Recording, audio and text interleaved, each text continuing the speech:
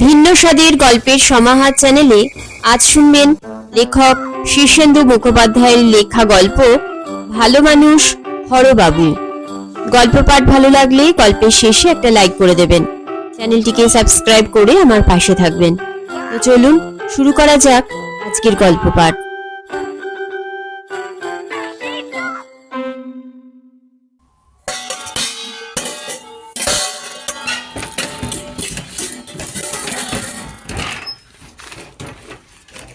বাড়িতে চোর ঢুকেছে টের পেয়ে হরবাবু বিছানায় উঠে বসে আপন মনে বললেন, এসব কি অসভ্যতা।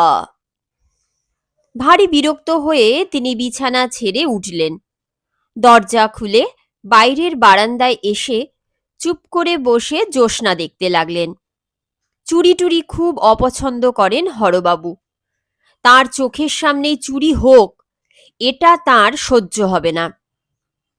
চোরটা বড়ই নির্লজ্জ, পাপ কাজ গোপন করার কোনো চেষ্টাই নেই। বারান্দায় বসেই তিনি শুনতে পেলেন ঘরে বাক্স প্যাঁটরা নাড়ার, বাসনকোসন পড়ার, আলমারি ভাঙার বিকট সব শব্দ হচ্ছে।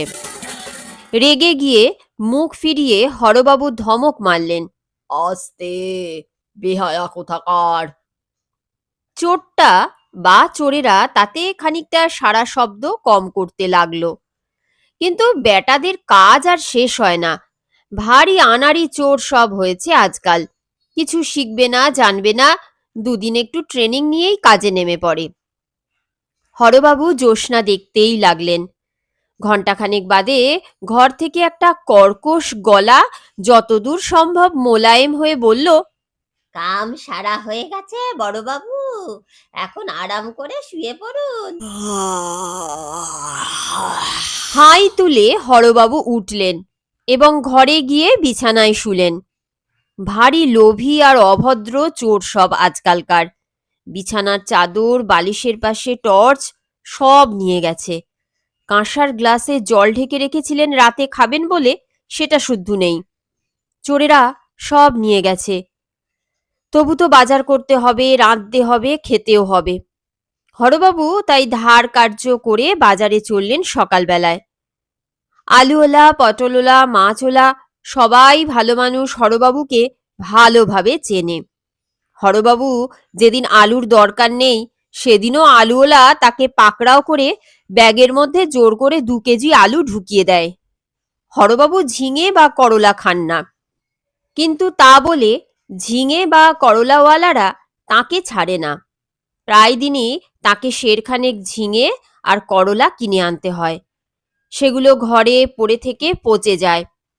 হরবাবু আপন মনে রাগারাগি করেন, তরকারিওয়ালারা হয়েছে যত সব গুন্ডা বদমাস। ধার করা পয়সায় বাজার করতে বেরিয়েছেন। রাস্তায় খলিফা হালদারের সঙ্গে দেখা। এই যে হর, তুমি যে মাস তিনেক আগে 100 টাকা ধার নিয়েছিলে, তার কি করলে?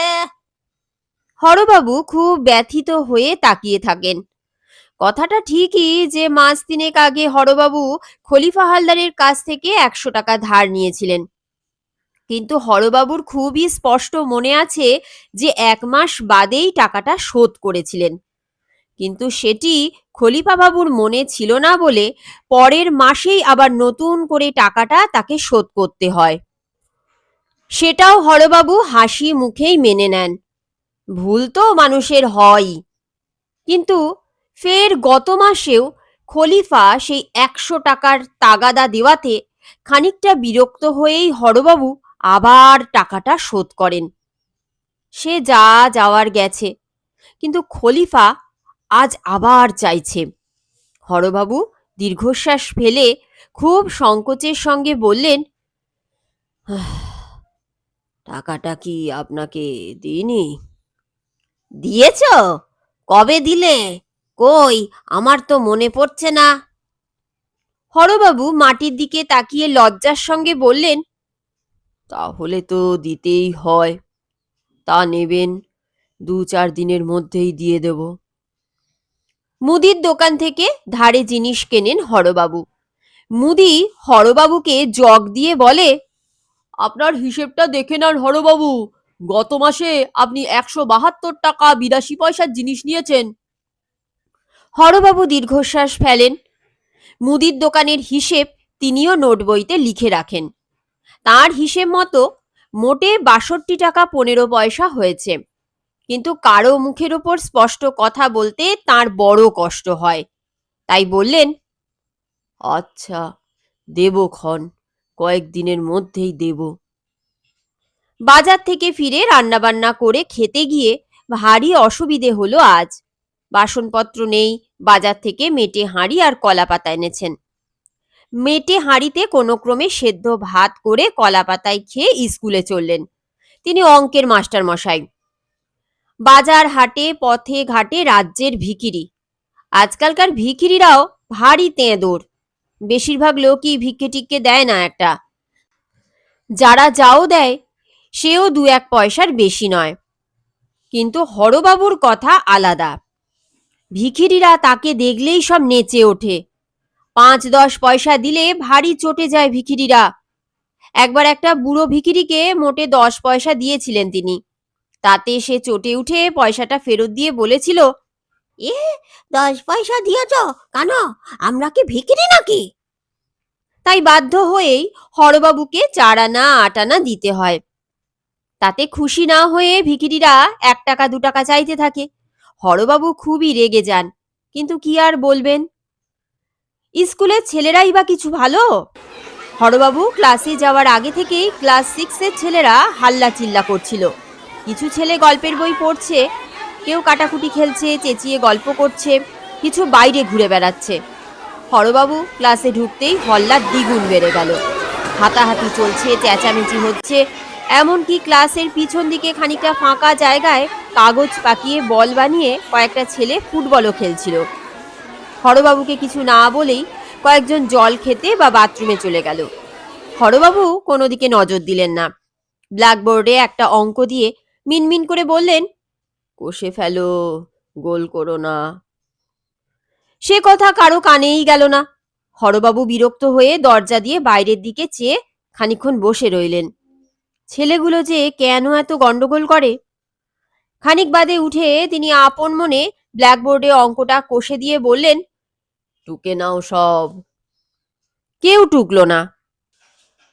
হরবাবু কোনো ছাত্রকে কখনো মারেননি, বকেননি, কাউকে উপদেশ পর্যন্ত দেননি।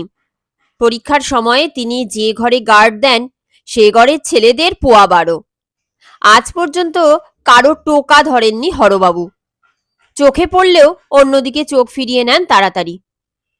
অন্য মাস্টারমশাইরা হরবাবুকে নিয়ে ইয়ার্কি ঠাট্টা মশকরা করেন। হরবাবু চুপ করে হাসি মুখে সব শোনেন, কারো কথার ওপর কথা বলেন না। আবার গোপনে অনেকেই তার কাছ থেকে ধার কর্জও নেন। শোধ না দিলেও হরবাবু কিছু বলতে পারেন না। স্কুল থেকে ফেরার পথে কালীবাড়ির গলিতে একটা পেল্লায় ষাঁড়ের মুখোমুখি পড়ে গেলেন হরবাবু। পাশ দিয়ে দেয়াল ঘেঁষে দাঁড়ালেন, কিন্তু বজ্জাত ষাঁড়টা কাছে এসে যেন ইয়ার্কি করতেই একবার মাথা নাড়া দিল। ডান পাঁজরে ষাঁড়ের শিংটা পট করে লাগতেই যন্ত্রণায় কোকিয়ে ওঠেন তিনি, কিন্তু ষাঁড়টাকে কিছুই বলেন না। তালপুকুরের পাশ দিয়ে আসবার সময় একটা রাস্তার কুকুর খুবই অভদ্রভাবে হরবাবুর দিকে দাঁত খিচিয়ে তেড়ে এলো। তিনি মুখ ফিরিয়ে নিয়ে চলে এলেন। কুকুরটাকে একটা ধমকও দিলেন না। সন্ধ্যের পর হরবাবু একটু বেড়াতে বেরোন, রোজকার অভ্যাস। বেড়াতে বেড়াতে একেবারে নির্জন নদীর ধারে চলে এলেন। খুব জ্যোৎস্না, প্রকাণ্ড আকাশ, বিশাল শূন্যতায় তিনি বিভোর হয়ে গেলেন। কি আনন্দই যে হচ্ছে, কি আনন্দ আর শান্তি না চারদিকে।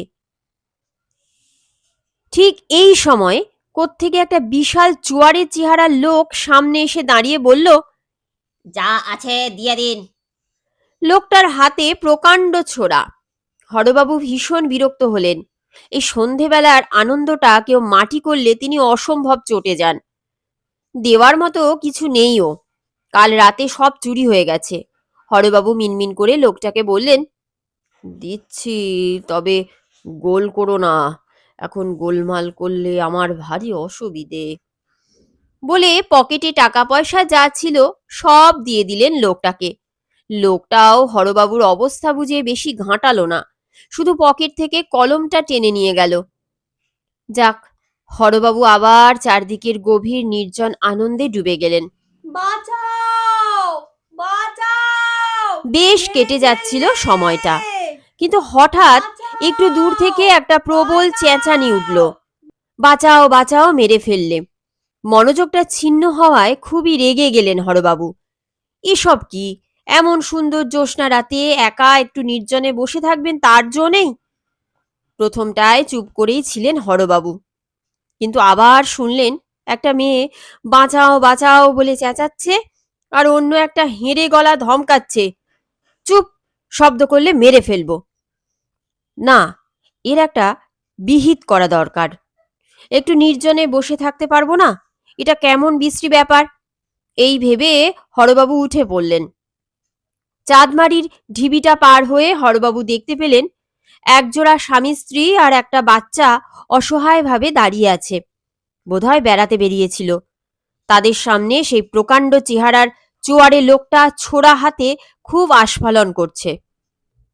হরবাবু দাঁত কড়মড় করেন। ছিনতাই করছিস কর, তা বলে চেঁচামেচি করে লোকের শান্তি নষ্ট করবি? এমন দুধ জ্যোৎস্নার রাতটা মাটি করে দিবি? লোককে একটু ধ্যানস্থ হয়ে আনন্দ ভোগ করতে দিবি না? হরবাবু রেগে হেঁটে গিয়ে লোকটার সামনে দাঁড়িয়ে ধমক মেরে বললেন, পেয়েছিস কে তুই? হ্যাঁ, পেয়েছিসটা কি? একবার বলেছি না, গোলমাল করিস না। লোকটা ছোড়াটা নেড়ে রক্ত চোখে চেয়ে বলে, জান নিয়ে নেব, জান একেবারে নিয়ে নেব, ভাগো হিয়াসে। বটে, তবু গোলমাল করবি, চেঁচাবি।